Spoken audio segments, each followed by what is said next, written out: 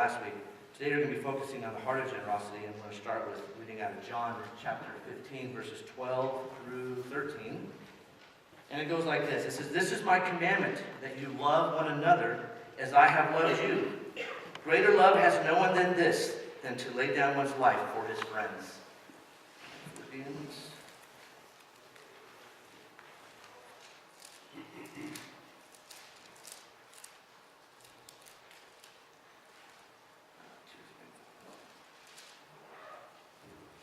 And Philippians 2, 3, and 4 says this: "Let nothing be done through selfish ambition or conceit, but in lowliness of mind, let each esteem others better than themselves. Let each of you look out not only for his own interests, but for the interest of others." And those are going to be the text for our service today. So Lord, bless your word, and that I preach it with a great integrity. So we're talking about the generous life, and so we've talked about the community, we've talked about the author. The reason why we're generous is because the author of generosity is God. But we're also going to be talking about the heart of generosity. And so I haven't defined it yet. I don't know if you've noticed that I've not defined the word generosity. Charles is really good at doing that when we're doing our Bible studies. He always takes these words that we don't always understand very well and defines them very, very well. And in fact, as a reminder, we are going to have Bible study again on Wednesday night. It's been great. I thought I'd really miss doing the Genesis, which I do, but the Bible study we had on Wednesday was phenomenal. So please don't miss out. We have food for you as well, so make sure you join us. But generosity is this: it's a freely giving or sharing of money or other valuable things.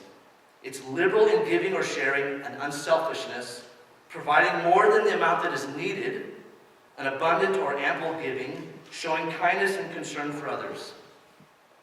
You know, here's the thing, and it goes back to the lesson I shared with the kids.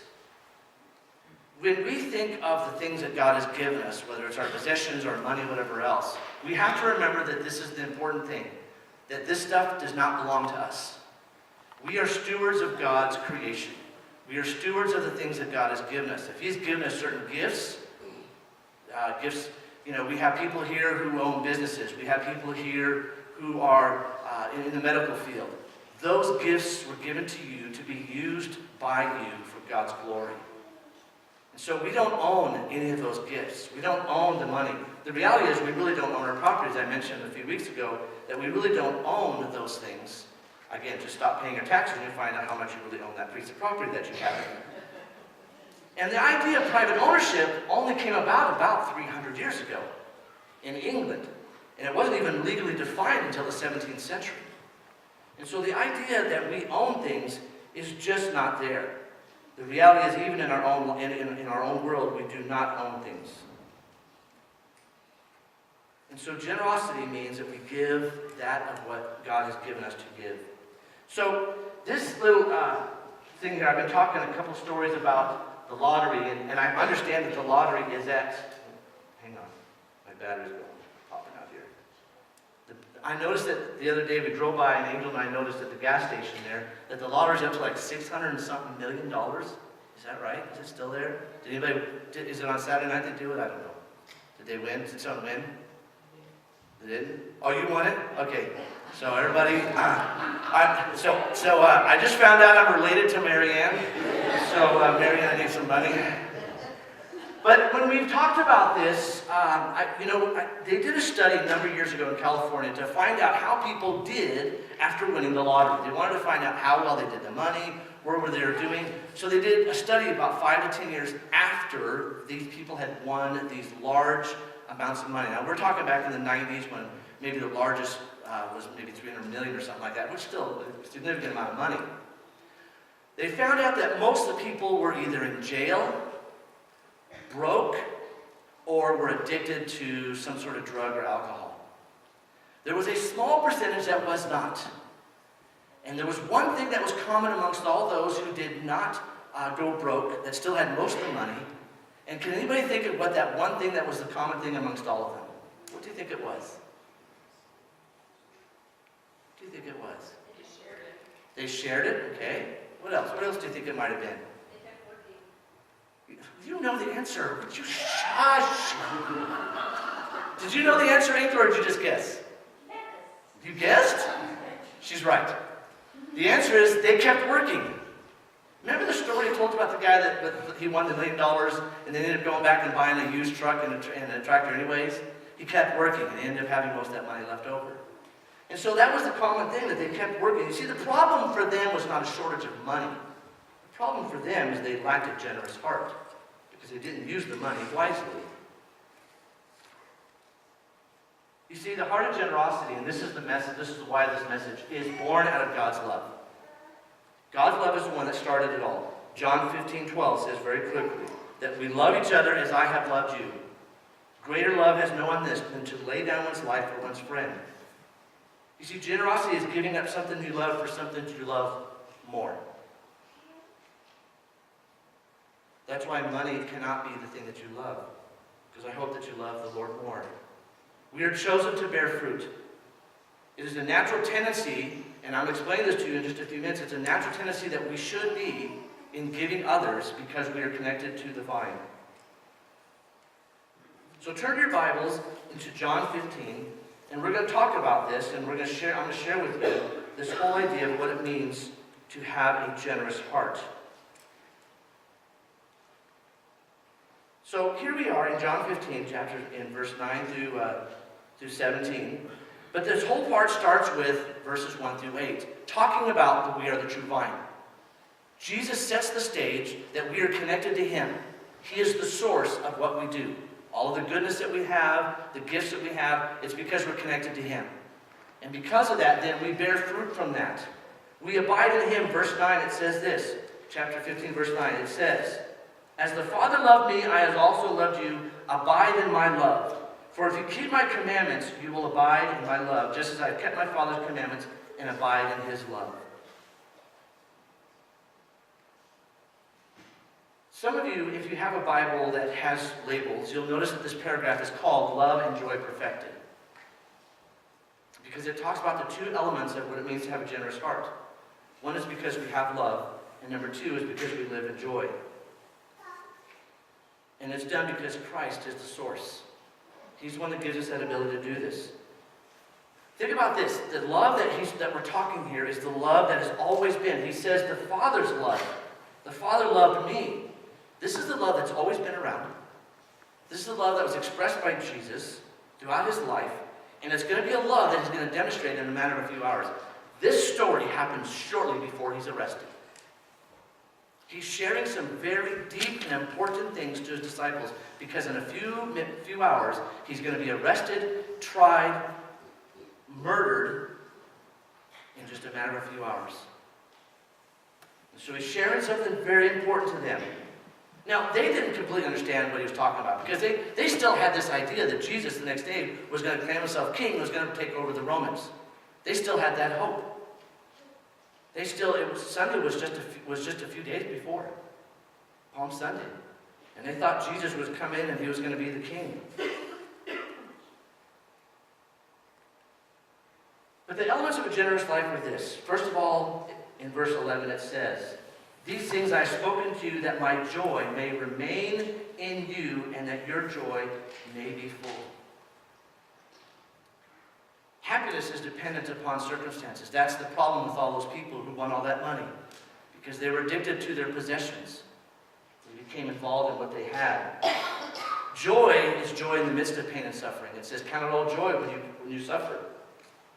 It's not dependent upon circumstances. Happiness is.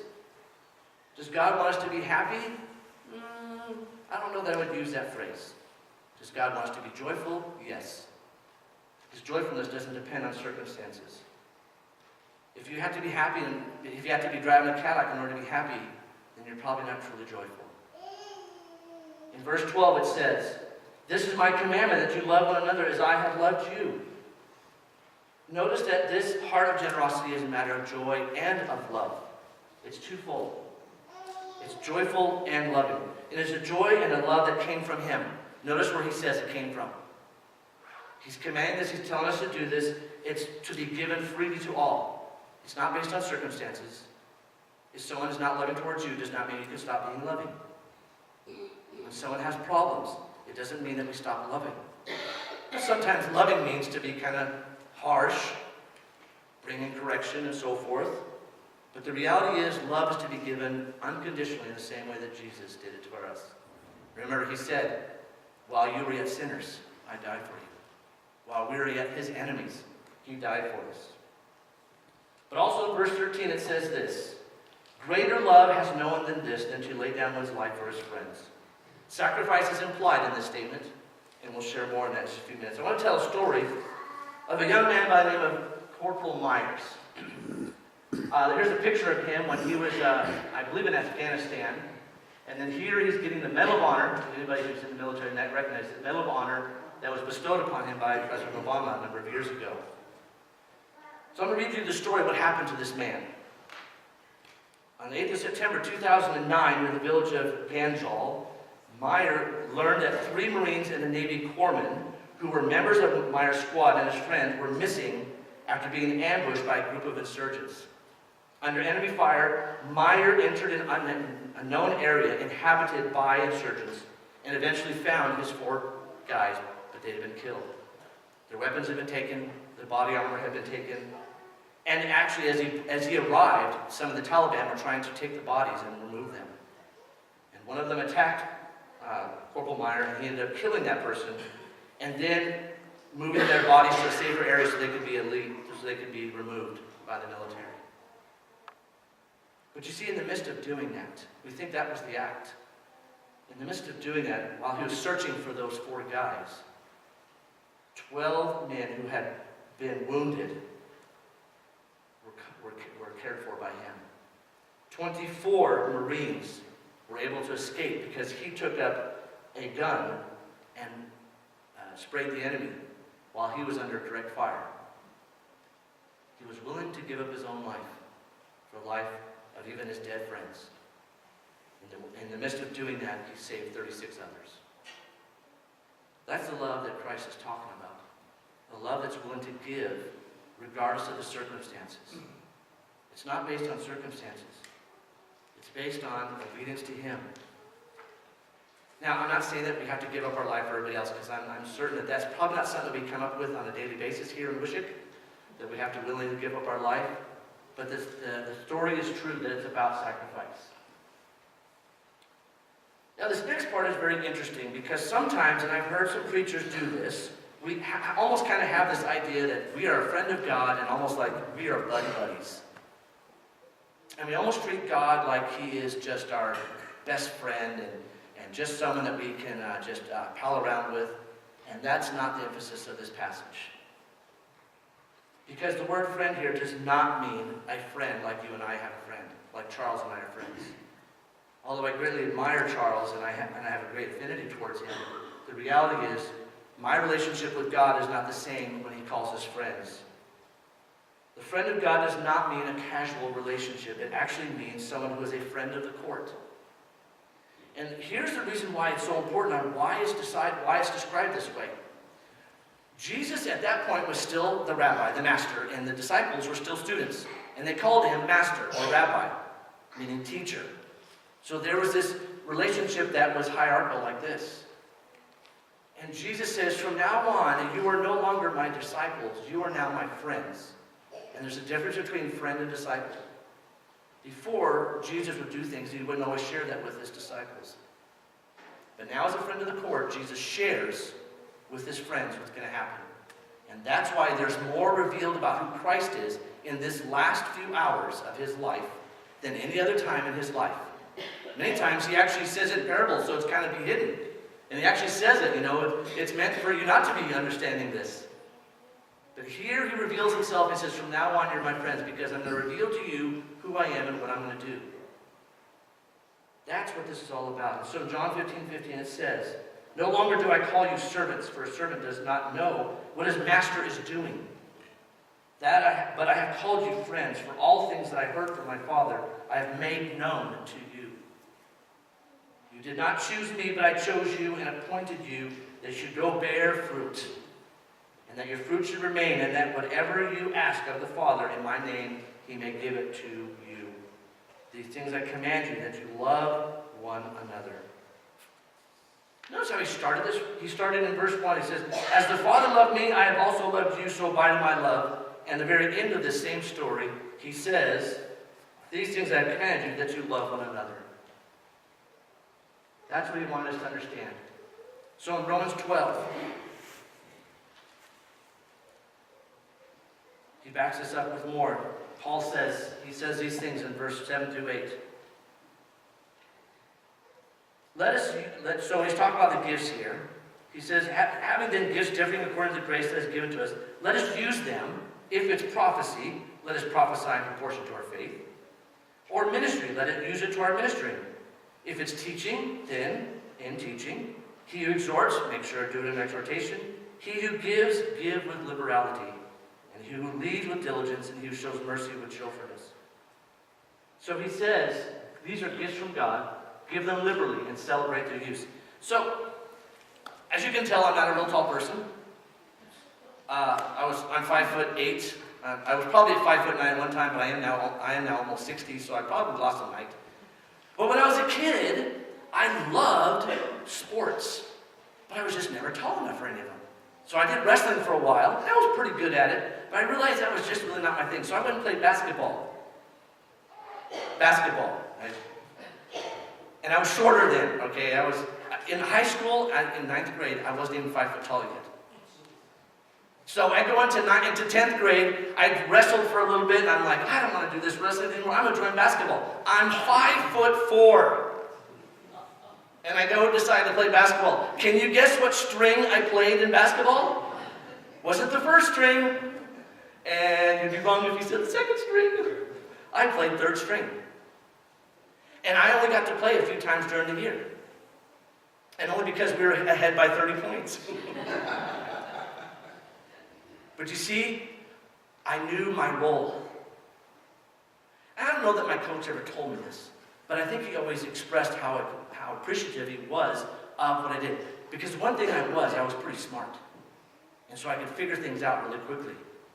And so what he would do is, when he would run practice, he would make sure that I was the leader of the opposing team. Because I'm always trying to figure out how to beat the offense that he had on the court. And so I learned, and so finally one time we're playing a full court press, anybody who's in basketball, playing a full court press, and we're the other team, and the first string is trying to learn how to do a full court press. And I kept breaking it, and breaking it, and breaking it. So the coach walks over, he goes, Brian, he takes me by the shoulders, he goes, Brian, you're the other team, and I know we know where everybody is, you have to be dumb. Please be dumb so that you guys can do this play. But I knew my role. And so as I was growing up, I knew the gifts that I had was not to be a great sportsman. I knew the role that I had was to help others. And eventually coach. So fast forward now, this was in the 70s when I was in the early 70s, okay, I'll be honest, early 70s when I was in basketball. In the early 90s, I went to coach at a team. This little small school had 42 in the high school. So if you think Wishing's small, 42 in high school. So I could only get 7 boys to count for basketball. But for 6 years, we worked with that group of boys. In the last 2 years, and oh, by the way, this school at one time had the record in California for the most losses in a row, 100. Yeah, so I don't know how many years that is, like 10, I don't know, maybe. But the point is that we had 100 losses in a row one time. But for 6 years, I worked with these boys. In the last 2 years, the other coach and myself took these teams to the state championships. We lost in the quarterfinals the first year, lost in the semifinals the next year. And it's because as I knew my giftings was coaching, was helping others. So that's why you see me helping out. Angel posted on Facebook, I was helping out with the wrestling team. Because I love to coach. That's what I do. I'm not a great leader. I'm not a great sportsman. Even when I play golf, I'm at best a 10 handicap. But I've been able to coach kids, and I coached a kid that was ranked 5th in the state of Texas. Because that's what I'm good at, and I recognize that. So when he says you have these gifts, give them liberally. That's your gifting. Give them liberally to others. Because we're being used of him. And if you don't, you're not showing the love. You're not sharing what God has for you. The tearing of the paper that we showed, you're not losing anything by giving it away. You're gaining. In Philippians chapter 2, as we read earlier, Philippians chapter 2, I'm going to actually start in verse 1. It says, therefore, if there is any among you, therefore, if there is any consolation in Christ, if any comfort of love, if any fellowship of the Spirit, and any affection and mercy, fulfill my joy by being like-minded, having the same love, being of one accord and one mind. Let nothing be done through selfish ambition or conceit, but in lowliness of mind, let each esteem each other above himself. Let each of you look not only for his own interest, but for the interests of others. We are a community. We've talked about that many times this last few months. You see, when we become Christians, we've now changed. We are now a part of a community. Here, what's called Faith Community Church. We are part of the body of Christ as a whole. We join the Catholics and the Lutherans and the Baptists in this town to show love to this community. We belong to this community now because our heart is now melded to Christ and is directed towards now the health of the body. The heart, if it stops pumping, what happens to us? We die. So the heart has to be the source of the health of the body. So because we are His, Christ is the one that's in charge. Therefore, we must be the one that's unified. You see, there was a problem in Philippi. Paul was very concerned that the church was being divided. And they want to say to him, listen, you are all Christians. You are all of one body. Work together. What's interesting is that we are to be unified. Sometimes we think it's supposed to be uniformity, that we're all supposed to think alike.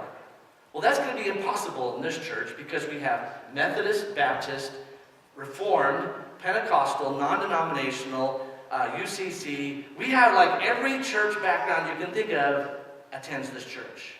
And our board is made up of the same. So obviously it's not about uniformity. But we are unified. Because we are unified in the Christ who died for us. And we do and obey what He says. So it doesn't matter what our background is. It doesn't matter if we were raised Catholic like myself. That's not important. Because He doesn't call us to do that. He calls us to love one another. And so, here's the heart of the message. The kingdom advances as we honor others rather than ourselves. That's what He's trying to say here. It says, do nothing out of self ambition or vain conceit. The idea of esteeming oneself above another is not one of denying oneself. That's a big important thing. You're not denying or losing something when you give away. When I was at the basketball game yesterday, watching Nathan, and Nathan, what's the lady that helps you with the basketball team? Stacy Weiss. Watching those two as they're coaching those kids. Yeah, they're up there and they're shouting instructions, but there is such joy seeing these girls do this. The first game, they lost. But the girls were not discouraged. In the second game, they played a tough team. And it was tough down to the wire. And they won. And the girls were highly esteemed by that. Congratulated. And then they went to the second game, and they won that one also. Also a very tight game. Actually went into overtime. But there was great joy, not just in the kids. And was it hard for them? Did they have to sacrifice? Were they tired? Were they exhausted by the end of the day? They did. But they didn't lose anything. We're not talking about giving away so it hurts so we can't do it. God restores that. He brings that back to us. He doesn't ask us to give so it hurts us. It's a sacrifice indeed. This helpfulness is one in which each person not only recognizes the gifts that God has given them, but also finds ways to encourage, to build up, to train, so that others will enjoy it. You see, here's the thing. Our heart is revealed by what we do and what we say. A good man brings good things out of the good, stored up in his heart. And an evil man brings out evil things out of the evil, stored up in his heart. For the mouth speaks what the heart is full of. Luke chapter 6, verse 45. Attitude always proves itself through actions, and actions always reveal what the heart believes. And so when we give sacrificially, when we provide for others, when we encourage others, it's because that's what is who we are in our heart. That's why this is called the heart of this message. The heart of generosity. So remember, when you leave this earth, you can take with you nothing that which you have received, only that which you have given. Because what does the Lord say to us on that day when we come before Him? He says, "Well done, thou good and faithful servant." It's our faithfulness that He asks us. And that's what He wants us to do. So the result of the message is this. It is to be fueled by sacrifice. You know, I thought I was wealthy when I lived in the Philippines. I was just talking to the girl's grandma back there, and she speaks Visayan, right? You speak Visayan? And she's from the Visadas. Now, that was very, very far south of where I lived when I lived in the Philippines. And I thought that I wasn't sacrificing anything. Now, of course, I didn't have a home. I lived in a little tiny apartment that was half the size of this stage. I didn't have a car. But then I also didn't have to pay insurance. I didn't have to worry about buying gas. I didn't have to worry about getting a driver's license. I didn't have to worry about driving a car. If I wanted to get anywhere in the Philippines, and this is true, if you want to get anywhere in the Philippines, there's always some mode of transportation. It could be a bus, which I took often. It could be a jeepney, which is a fancy World War II Jeep that was extended. It could be a taxi. It could even be a tricycle. And I've been taken around a few places on trikes in the Philippines. To me, I felt like there was no sacrifice at all. There was no sacrifice in me being there. Others thought, man, you were a missionary. Man, what a sacrifice you made. To me, it was no sacrifice. I did it with great joy. And that's what it's about. Sacrifice is basically a forfeiture of something highly valued for the sake of one considered to have a greater value. You see, it wasn't a sacrifice to me. I gave up a car and house and nice things at home. But I gained so much more. I was able to teach and mentor these 19, 20, and 20-year-olds to become pastors and pastor churches in the Philippines. There was no sacrifice in my mind at all. And Hebrews 13:16 says this, "Do not forget to do good and to share with others, for with such sacrifices God is pleased."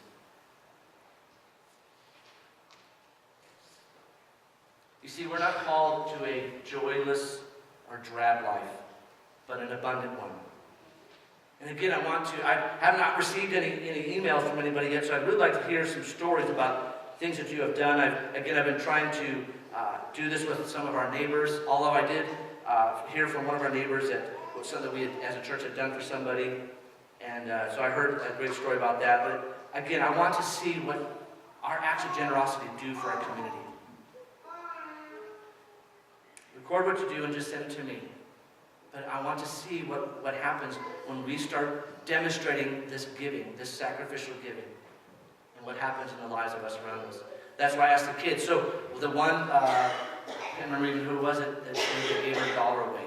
Oh, was it Aunt Monica? Monica gave her $1 away to a little kid because she didn't have enough money for a snack. Now the little girl didn't say thank you, but that wasn't the purpose of it.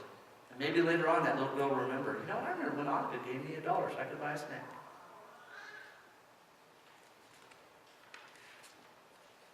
So I'm going to leave us with this big question that also the kids are going to get this Sunday morning for service, or Sunday school service.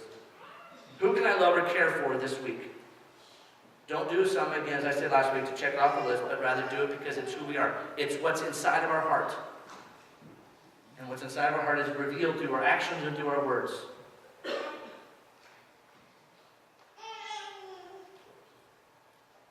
The other day, I shared with one of them, Bruce Shower lives across the street from me, and he has a bobcat. And so he usually cleans off his driveway, and sometimes if I haven't cleaned off my driveway, he'll come over and do it for me. But Roger, who lives across the street from me, had been on vacation and was coming back, and there was snow this high in front of his driveway. I'm thinking, this guy's never going to be able to get in. So Bruce and I went over there, and we cleaned it all out. And so I'm at coffee on Monday morning, or the other day, I can't remember, no, it wasn't Monday. It must have been Thursday or Wednesday. And Roger comes in, and he comes over to me and says, "Who cleaned my driveway?" And I said, "Oh, just a couple people." And he goes, "Who was it?" And I said, "Well, it was Bruce and I." He goes, "Well, thank you." And he shook my hand. Will that have an effect on Roger later on? I don't know. But hopefully through things like that giving that we can do, will make a difference in people's lives. I'm really hoping to hear some stories from you, so I can share that. We still have a few weeks before we start our series on Easter, but I want to share some of these with us. So let's all stand and let's sing this last hymn together. And again, such great songs that were chosen.